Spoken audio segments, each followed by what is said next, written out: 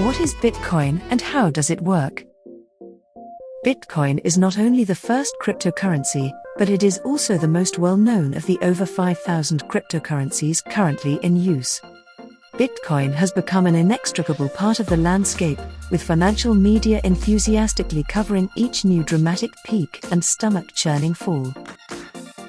While the high volatility can make for intriguing headlines, it hardly qualifies Bitcoin as the best option for new investors or those seeking a reliable store of value.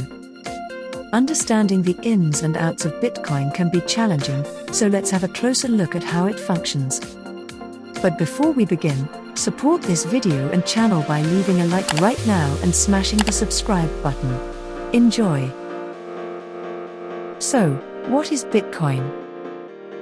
Bitcoin is a decentralized digital currency that can be bought, sold, and exchanged without a middleman such as a bank.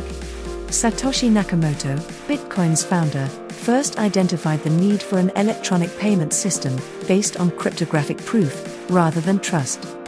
Any Bitcoin transaction is recorded on a public ledger that is open to all, making transactions hard to reverse and fake. That's on purpose, because of their decentralized existence. Bitcoins are not sponsored by the government or any issuing entity, and their worth is only guaranteed by the proof baked into the framework. It is worth money because we, as individuals, determined its value, just like gold. Bitcoin's value has soared significantly since its public launch in 2009. Although it once sold for less than $150 a coin, one Bitcoin now costs almost $50,000 as of March 1, 2021. Since its supply is capped at 21 million coins, many expect its price to rise steadily over time, particularly as more big institutional investors begin to treat it as a kind of digital gold to hedge against market volatility and inflation. How does Bitcoin work? Bitcoin is based on a blockchain, which is a distributed digital ledger. Blockchain is a connected body of data made up of units called blocks that contain information about each and every transaction, such as the date and time, total amount, buyer and seller, and a unique identifying code for each exchange. Entries are linked in chronological order, forming a digital blockchain. When a block is added to the blockchain, it becomes available to everyone who wants to look at it, effectively serving as a public ledger of cryptocurrency transactions and a network of cryptocurrency ATMs. The blockchain is decentralized, which means it's not controlled by any organization. It's like a Google Doc that anyone can work on. Nobody owns it, but anyone who has a link can contribute to it. And as different people update it, your copy also gets updated. Although the idea of anyone being able to edit the blockchain can seem dangerous, it is precisely what makes Bitcoin trustworthy and safe. A transaction block must be validated by most Bitcoin holders before being added to the blockchain. The unique codes used to identify users' wallets and transactions must follow the correct encryption pattern. Since these codes are long random numbers, counterfeiting them is extremely difficult. According to Brian Lottie of Crypto Aquarium, a fraudster, guessing the key code to your Bitcoin wallet has about the same odds as winning the Powerball lottery 9 times in a row.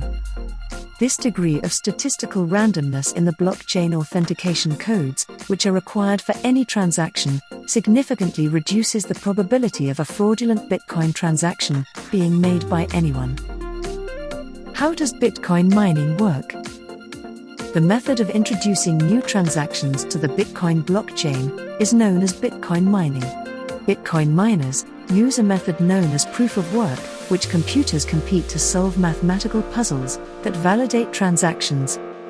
The Bitcoin code rewards miners with new Bitcoins to encourage them to keep racing to solve the puzzles and help the overall system. That's how to create new coins and introduce brand new blockchain transactions. In the beginning, anybody could mine Bitcoin, but that is no longer the case. The Bitcoin code is written in such a way that solving its puzzles becomes more complicated over time, necessitating increasing amounts of computing power. To be competitive today, Bitcoin mining necessitates powerful computers and access to large quantities of cheap electricity.